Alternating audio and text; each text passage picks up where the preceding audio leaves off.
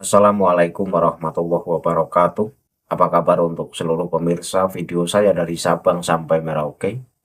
Semoga selalu diberi keberkahan, rahmat, dimudahkan segala urusannya, dimudahkan rizkinya, diberi kesehatan oleh Allah Subhanahu wa Ta'ala, serta diberi hidayah oleh Allah Subhanahu wa Ta'ala untuk orang-orang yang belum mendapatkannya, dan untuk yang menjalankan ibadah puasa, semoga lancar hingga Ramadan akhir nanti. Kali ini saya akan mengomentari dan mengkritisi lagi satu ceramah dari Habib Muhammad Muthohar dan juga channel NO Online, di mana channel NO Online ini seringkali mengupload ceramah-ceramah dari para Habib Alawi. Entah apakah admin dari channel NO Online ini seorang Habib atau paling tidak dekat dengan Habib, sehingga ceramah-ceramah yang tidak pas dan menurut saya ini tidak pantas itu tetap saja diupload. Ceramah yang membodohkan umat, ceramah yang membodohkan masyarakat tetap saja dipertahankan. Artinya jika NO saja getol, ikut bodoh, kedoktrin oleh dongeng-dongeng Habib, apalagi NO yang awam. Ketika NO yang punya latar belakang pendidikan saja gampang ketipu atau gampang kedoktrin oleh para Habib-Habib Alawi, ya lebih-lebih NO kelas awam. Nah, karena apa yang di-upload oleh channel NO Online ini adalah ceramah dari Habib Muhammad Muthohar yang kemarin sudah saya kritisi terkait Allah meminta izin kepada wali kutub setiap kali Allah mau menurunkan bencana. Nah, kali ini beda. Kali ini adalah ceramah Habib Muhammad Muthohar yang mengatakan bahwa nasab itu lebih unggul ketimbang ilmu. Bahkan kiai-kiai dulu juga begitu menghormati keturunan Ba'alawi. Ini hanya mengambil pendapat dari Imam Ibnu Hajar. Padahal ulama-ulama ini banyak sekali yang justru pandangannya berbeda. Artinya apa? Artinya bahwa ilmu di atas segala-galanya, bahkan nasab ini tidak ada apa-apanya. Tapi seperti apa ceramah dari Habib Muhammad Muthohar, nanti videonya akan saya tampilkan secara utuh sehingga penonton bisa ikut menyimak dan penonton bisa mengambil satu kesimpulan bahwa apa yang disampaikan oleh Habib Muhammad Muthohar hanya semata-mata untuk menghebatkan golongannya. Dan penonton bisa simak video yang akan tayang berikut ini. Tetap tadi itu beda nasab, tetap ada perbedaan. Zatiyah tetap ada perbedaan. Makanya Mbah Mun tuh santrinya sing Sayyid meh mau beling model kayak apa Mbah Mun nggak berani. Itu kan berarti juga menunjukkan bahwa Mbah Mun bukan terus kemudian aku ke Habib, enggak. Berarti kan apa? Iki kemuliaannya dewe. Itu di Sidogiri pun Kiai Sidogiri. Ketika ada Sayyid meh belingnya model kayak apa, itu juga tetap dipertahankan. Kenapa? Mereka tahu zatiyahnya berbeda sama kita.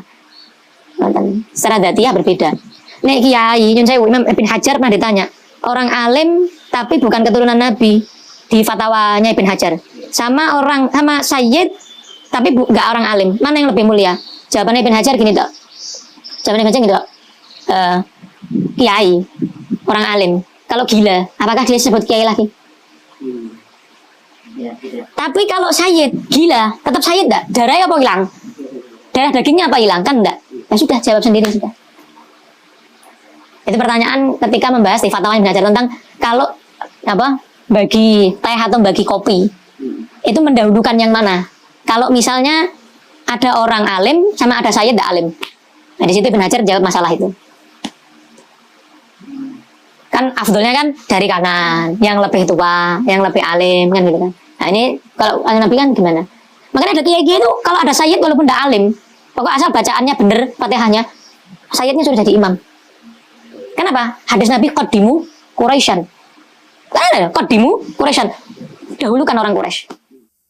Dari video yang baru saja kita saksikan bersama, di situ Habib Muhammad Mutahar itu mengatakan bahwa dulu Mbah Mun atau Mbah Maimun Zubair dan juga pengasuh pondok Sidogiri ini begitu menghormati keturunan Pahlawi. Yang disampaikan oleh Habib Muhammad Mutahar itu adalah menghormati keturunan Rasulullah, tetapi maksudnya adalah keturunan Pahlawi. Ya dulu kan belum kebongkar Pahlawi itu bukan keturunan Rasulullah, sehingga dengan PD-nya ya bahwa Mbah Maimun Zubair dan juga Pondok Sidogiri itu begitu ta'zim, begitu mengistimewakan keturunan-keturunan Pahlawi. Bahkan ketika Mbah Mun melihat santrinya yang Syarif atau Sayyid ini nakalnya luar biasa, ini tetap diberi keistimewaan, artinya dibiarkan saja. Jika memang benar-benar Mbah Mun semacam itu, tentu itu bukan jiwa seorang pendidik. Ya mohon maaf, saya harus mengkritisi. Karena jiwa seorang pendidik itu tidak melihat Anda anak siapa dan Anda keturunan siapa. Jadi tidak boleh seorang pendidik kemudian membeda-bedakan anak didiknya. Nakal, ya harus diberi ketegasan. Tidak memandang itu anak siapa. Ketika dikatakan Habib Muhammad Mutahar bahwa Mbah Mun itu semacam itu, ya saya tidak sepakat dan saya tidak setuju. Dan untuk mengkritisi sekelas Mbah Mun ini bukan berarti suul adab. Karena apa ya? Karena saya juga punya pegangan.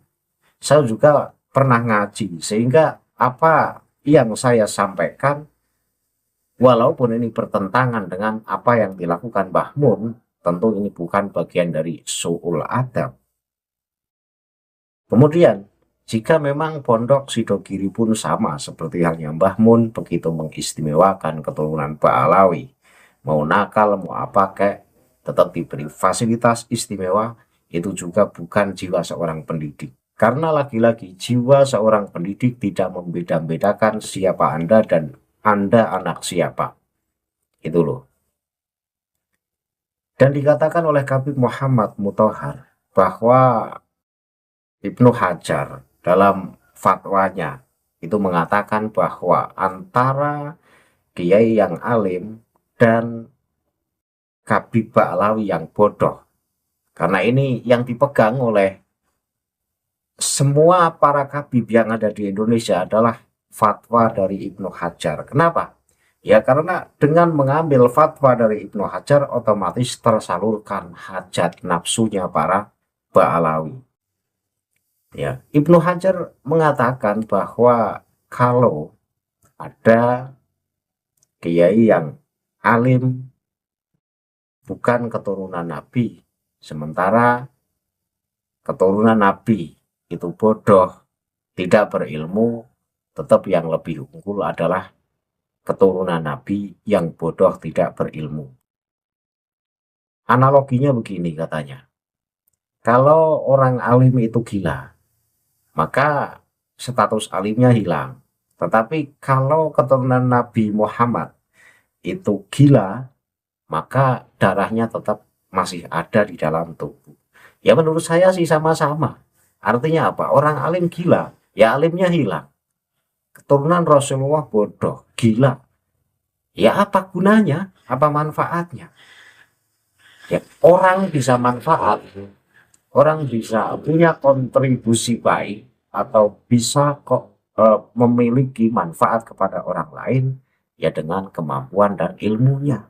Ya kalau hanya mengandalkan nasab, untuk apa nasab dibangga-banggakan sementara orangnya tidak punya potensi sama sekali. Itu loh. Jadi masyarakat Indonesia, khususnya ahli sunnah wal jamaah, ini sudah kerasukan doktrin-doktrin Pahlawi. Sehingga apa? Seakan-akan ilmu tidak begitu penting. Yang dipentingkan adalah nasab keturunan. Sehingga ketika melihat orang yang berilmu, tapi keturunan orang biasa, ini seakan-akan diabaikan. Beda ketika melihat keturunan yang katanya keturunan Nabi, Pahlawi, padahal bukan keturunan Nabi. Bodoh, tidak berilmu, suka mabuk-mabukan, pun diunggul-unggulkan. Ini apaan? Ajaran Islam tidak semacam itu. Dan kita bisa melihat ceramah-ceramah Habibah Alawi hampir secara keseluruhan. Habibah Alawi untuk mengunggulkan nasabnya, ia mengambil satu kekuatan yaitu fatwa Ibnu Hajar. Kenapa apa? Karena apa? Ya karena memang Ibnu Hajar mengatakan semacam itu. Dan ketika saya mengkritisi pandangan Ibnu Hajar ini sah-sah saja. Kenapa? Ya karena memang tidak patut ketika Ibnu Hajar mengatakan bahwa keturunan Rasulullah sekalipun bodoh itu lebih mulia ketimbang orang yang berilmu yang bukan keturunan dari Rasulullah. Itu dasarnya apa? Itu dasarnya apa? Padahal ketika kita mau melihat kitab Ihya Ulumuddin karya dari Imam Al-Ghazali, bahwa Imam Al-Ghazali itu berfatwa al-ilmu asrofu sifatil insani, yang artinya apa? Ilmu adalah sifat manusia yang paling mulia. Beliau juga mengutip perkataan Sayyidina Ali bin Abi Thalib yang merupakan kakek dari para keturunan Rasulullah, bukan kakek dari para Habib ya. Karena Habib bukan keturunan Rasulullah. Jadi untuk menunjukkan bahwa nilai seseorang itu bukan pada nasabnya, melainkan pada keilmuannya. Apa yang disampaikan oleh Ali bin Abi Thalib? Qimatu kulli mri'in ma yuhsinuhu. Artinya apa? Nilai setiap orang adalah pada apa yang ia kuasai atau ilmunya. Jadi sampai Ali bin Abi Thalib saja begitu mengunggulkan ilmu. Bahkan Ali bin Abi Thalib yang digembar-gemborkan sebagai moyang Ba'alawi padahal bukan, pun tidak mengunggulkan nasabnya. Lah kok orang yang ngaku sebagai keturunan Ali bin Abi Thalib kemudian mengunggul-unggulkan nasabnya, ini justru berseberangan dengan moyang yang diklaimnya. Ini perlu dipahami. Ali bin Abi Thalib itu begitu mengangkat tinggi ilmu. Dalam kata lain, bahwa orang yang berilmu dalam pandangan Ali bin Abi Thalib adalah orang yang punya nilai tinggi.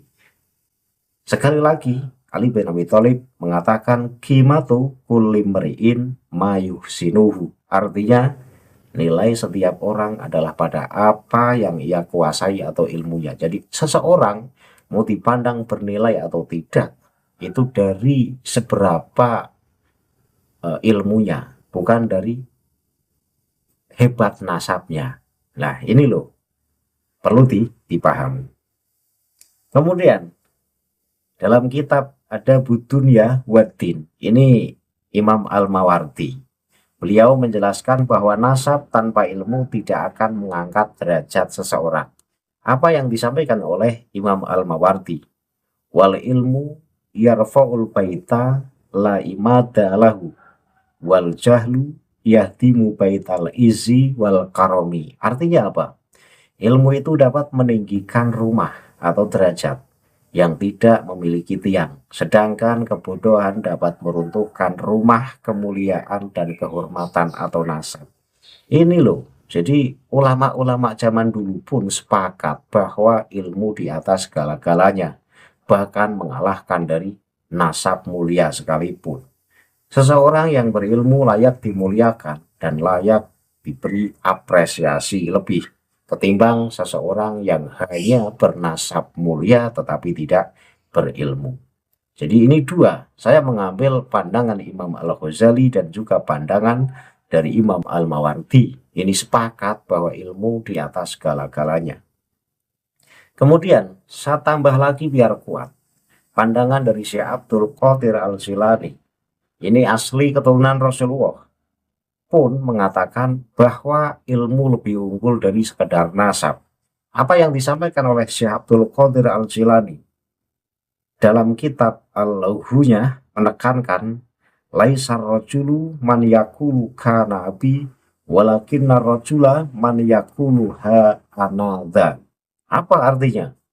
Bukanlah seorang pemuda sejati itu yang berkata ini ayahku, dalam kata lain membanggakan nasab, melainkan pemuda sejati adalah yang berkata inilah aku dengan ilmu dan amalnya. Ini loh, Syekh Abdul Qadir Al-Jilani yang merupakan keturunan Rasulullah asli pun memberikan satu pandangan yang nyata dan jelas bahwa pemuda yang sejati adalah pemuda yang membanggakan dirinya sendiri dengan ilmu dan amalnya, bukan pemuda yang membanggakan nasab. Nah, sudah jelas kan? Tiga pandangan ulama, ini ulama besar semua, pun sepakat bahwa ilmu di atas segala-galanya. Ketika para Habibah Alawi, kita bisa melihat ceramah-ceramah di channel-channel YouTube. Hampir setiap kali Habib ceramah selalu mengambil pandangan dari Ibnu Hajar. Tidak pernah berani mengambil pandangan dari Imam Al-Ghazali, tidak pernah berani mengambil pandangan dari Syekh Abdul Qadir Al-Jilani, tidak pernah berani mengambil pandangan dari Imam Al-Mawardi, dan juga ulama-ulama lain. Karena apa ya? Karena Imam Nawawi sendiri pun juga mengunggulkan ilmu ketimbang nasab. Banyak kalau kita mau cari pandangan ulama, ini mayoritas mengunggulkan ilmu. Kenapa Alawi tidak berani mengambil pandangan ulama yang mengunggulkan ilmu ketimbang nasab? Karena hajat nafsunya tidak akan tersalurkan. Karena yang dituju oleh para Alawi adalah mengunggulkan dirinya sendiri, mengunggulkan nasabnya, bahwa mereka mengaku sebagai keturunan Rasulullah, layak dihormati, layak dimuliakan, sekalipun bodoh dan tidak berilmu. Nah, ini betapa tololnya ketika pribumi sudah terkena doktrin semacam ini. Sehingga apa? Sehingga malas belajar. Nanti masing-masing hanya mengunggul-unggulkan keturunannya tanpa mau menuntut ilmu. Itu ya. Kemudian, tadi dikatakan oleh Habib Muhammad Muthohar, ulama dulu ketika melihat Habib cukup bacaan Qur'annya saja sudah bagus, maka disuruh menjadi imam. Bahkan kiai yang alim saja tidak berani menjadi imam ketika ada Habib Alawi yang hanya mampu membaca Al-Quran dengan baik. Ini sebuah penghinaan menurut saya. Jadi seakan-akan kiai alim itu tidak ada harganya di mata para Ba'alawi yang hanya cukup bisa membaca Al-Quran saja sudah mengalahkan para kiai-kiai pribumi zaman dulu. Padahal syarat menjadi imam itu dalam kitab-kitab fikih kita bisa mencarinya sangat jelas, sudah diatur itu. Jadi tidak ada syarat utama seseorang menjadi imam itu adalah hanya karena nasab mulianya, tidak ada. Kita bisa melihat kitab Minhajut Thalibin yang teksnya berbunyi al-asahu taqdimul afqohi summal aqroi summal auroi summal aqdami hijrotan summal asani summal asrofi nasaban summa angdhofihim sauban wabadanan. Artinya apa? Pendapat yang paling sahih adalah mendahulukan orang yang paling fakih. Ini loh. Jadi seseorang yang paling layak menjadi imam sholat adalah orang yang paling alim fakih, ahli ilmu agama, bukan orang yang nasabnya mulia loh, seperti yang dikatakan oleh Habib Muhammad Muthohar tadi. Kemudian yang paling bagus bacaan Al-Qur'annya. Jadi nasab itu enggak ada, nasab nanti urutannya paling bawah. Kemudian yang paling wirai atau menjaga diri dari syubhat. Kemudian yang paling awal berhijrah, artinya yang paling awal memeluk ajaran Islam. Kemudian yang paling tua usianya. Dan ketika para jamaah itu ada yang paling tua, tidak ada yang alim, tidak ada yang bagus bacaan Al-Qur'annya, tidak ada yang wirai, ya sudah yang tua jadikan imam. Itu adalah adab, etika mengangkat seseorang menjadi imam. Kemudian yang paling mulia nasabnya. Kemudian yang paling bersih pakaian dan badannya. Jadi ukuran nasab, kemuliaan nasab itu ada di urutan buncit. Ada di urutan terakhir layak menjadi imam sholat. Tentu yang paling layak menjadi imam sholat adalah orang yang alim fikih, orang yang ahli ilmu agama, yang tentu bacaan Al-Qur'annya juga bagus, tahu syarat dan rukunnya sholat. Kalau hanya keturunan nasab mulia kemudian yang paling layak menjadi imam sholat sementara tidak tahu syarat dan rukun sholat, ya hancur nanti sholatnya. Jadi para Kabih Ba'alawi ini demi mengunggulkan nasabnya, ini sudah berani merubah konteks kitab-kitab fikih yang seharusnya yang didahulukan menjadi imam adalah orang yang fikih, tapi Kabih Ba'alawi seperti halnya Kabih Muhammad Mutahar mengatakan Ba'alawi lah yang paling layak menjadi imam sholat, walaupun banyak ulama yang alim, cukup dengan Ba'alawi bisa membaca Al-Quran saja sudah yang paling punya hak menjadi imam sholat. Betapa ngawurnya Kabih Ba'alawi. Saya lanjut penjelasannya. Dalam syarah atau penjelasan kitab yang saya baca di atas, seperti dalam Tuhfatul Muhtaj atau Mughnil Muhtaj, para ulama menjelaskan posisi nasab sebagai berikut. Wa qutimal asrafu nasaban ala ghairihi indal istiwa fis sifatis sabiqah. Dan didahulukan orang yang paling mulia nasabnya, termasuk keturunan Nabi di atas yang lainnya ketika telah setara dalam sifat-sifat sebelumnya, yakni sama-sama alim, sama-sama fasih, dan sama-sama waro. Jadi aturan fikih yang benar itu gini, ketika ada kiai alim, kemudian ada orang yang nasabnya mulia alim, katakanlah keturunan Nabi, tapi soal keilmuan itu sebanding, ya maka yang punya keturunan mulia ini yang paling layak menjadi imam karena punya nilai plus. Satu, alimnya dapat, kemudian nasabnya mulia dapat. Beda dengan kiai yang alim, yang latar belakangnya dari keluarga biasa. Nah, ini masuk akal. Kalau aturan fikih semacam ini masuk akal. Bukan apa yang disampaikan oleh Kabih Mutahar tadi. Cukup mampu membaca Al-Quran, maka paling layak menjadi imam, mengalahkan para ulama-ulama yang bukan keturunan dari kalangan mulia. Nah ini kacau ini. Kalau ajaran Islam dibawa oleh orang-orang semprul, seperti Kabih Ba'alawi, ya rusak nanti ajaran Islam.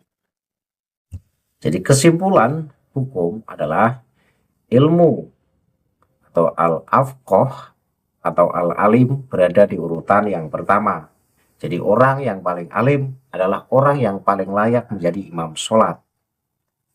Jika kiai tersebut lebih alim daripada orang yang punya nasab mulia, katakanlah keturunan Rasulullah, maka secara hukum fikih adalah kiai yang alim tersebut yang lebih berhak menjadi imam. Ini adalah aturan fikih yang benar. Nah, kalau Ba'alawi itu memang aturannya kacau. Jadi demi mengunggulkan klannya sendiri ya berani merubah konteks fikih.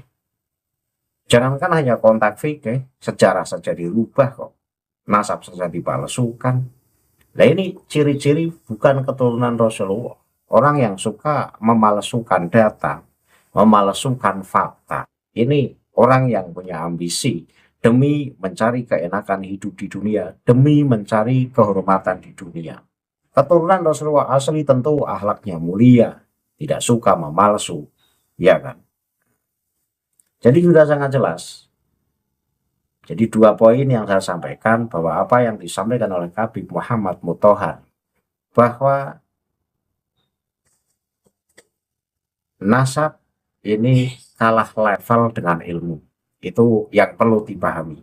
Seseorang dari keturunan biasa tetapi alim berilmu tentu mengalahkan orang yang punya nasab mulia, yang bodoh atau hanya ilmunya pas-pasan. Karena ilmu di atas segala-galanya. Itu adalah aturan main yang benar. Dan inilah yang kebanyakan disepakati oleh para ulama. Tetapi Ba'alawi tidak berani mengambil apa yang sudah menjadi kesepakatan ulama. Ba'alawi hanya mengambil fatwa Ibnu Hajar. Karena apa? Ya karena berkesesuaian dengan hajat nafsu Ba'alawi, di mana Ibnu Hajar mengatakan nasab yang mulia itu lebih unggul, walaupun yang bernasab mulia itu bodoh, tetap lebih unggul dari orang-orang alim yang punya keturunan biasa. Nah ini tidak saya sepakati, dan akal yang waras pun akan menolak.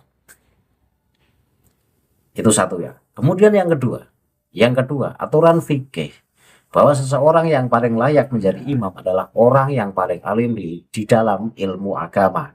Tetapi Habib Muhammad Muthohar itu mengatakan bahwa dulu kiai-kiai yang alim itu tidak berani menjadi imam. Ketika ada Habib yang bisa membaca Al-Quran, maka Habib tersebutlah yang layak menjadi imam. Ini sudah menyalahi konteks fikih, karena fikih mengatakan orang yang paling layak menjadi imam sholat adalah orang yang memahami ilmu agama atau orang yang ahli fikih. Nah, jadi lagi-lagi yang ceramah Habib Muhammad Muthohar dan lagi-lagi diupload oleh channel NU Online. Saya curiga admin dari channel NU Online ini Kabib atau pribumi. Jika Kabib maka sudah sangat wajar. Tapi jika pribumi, kenapa kok begitu bodoh? Tidak mau memakai akal warasnya. Jika Anda berilmu, apakah Anda mau direndahkan? Hanya karena Anda disejajarkan dengan orang bodoh dan punya nasab baik atau nasab mulia, maka Anda yang berilmu itu kalah level. Kalau saya tidak terima. Karena apa? Ilmu itu mahal harganya. Sedangkan nasab ini tidak melalui proses pencarian, tidak melalui proses kerja keras. Ya, nasab itu kan pembagian Allah langsung. Seseorang punya nasab yang baik, itu kan tidak melalui proses usaha. Apa yang perlu dibanggakan kan? Beda dengan ilmu. Seseorang yang berilmu, katakanlah menjadi dokter, menjadi profesor, itu banyak waktu yang terkuras, banyak biaya yang dikeluarkan, dan banyak pikiran untuk mencapai ke level itu. Maka sangat wajar ketika ilmu lebih unggul dari nasab mulia. Itu saja yang bisa saya sampaikan, dan ini menjadi bukti nyata bahwa para Bahlawi itu memang ya suka mengglorifikasi. Bahlawi manapun, dari yang paling kalem sampai yang paling pecicilan, itu sama kalau ceramah, tetap mengunggulkan nasab mereka sekalipun bodoh itu katanya lebih unggul ketimbang kiai-kiai yang bukan keturunan mulia. Itu semuanya Habib-habib ceramahnya begitu. Nah, kalau ajaran Islam dibawa oleh orang-orang model kayak gitu, ya rusak ajaran Islam di Indonesia. Dan bodohnya lagi, kenapa kiai-kiai itu kok diam? Kenapa kiai-kiai itu kok pada mingkem ketika ceramah-ceramah yang sesat dan menyesatkan semacam itu dibiarkan saja? Dan sekelas channel NU Online itu ikut bodoh mengupload video yang model begitu kan. Jadi ilmu nggak ada artinya, nggak ada nilainya sama sekali kalau kita mengikuti apa yang disampaikan oleh Habib Muhammad Muthohar dan juga apa yang disampaikan oleh para Bahlawi pada umumnya. Itu loh. Jadi marilah berpikir waras dan marilah berpikir cerdas. Kita kembalikan harkat dan martabat ilmu. Jangan mengikuti ajaran Bahlawi, karena ajaran Bahlawi itu adalah merendahkan ilmu. Mereka lebih mengunggulkan nasab ketimbang ilmu. Ilmu tidak ada apa-apanya dibanding nasab mereka. Sementara ajaran yang benar adalah ilmu di atas segala-galanya, bahkan mengungguli nasab mulia sekalipun. Saya kira cukup apa yang saya sampaikan, dan penonton yang menonton video saya, yang belum waras, lekaslah waras. Yang belum cerdas, belajarlah cerdas. Kita pribumi jangan mau ditindas dan dijajah oleh orang-orang yang punya niat buruk terhadap NKRI. Akhirul kalam, billahi taufiq wal hidayah. Wassalamualaikum warahmatullahi wabarakatuh. Salam waras untuk seluruh muslim di Indonesia.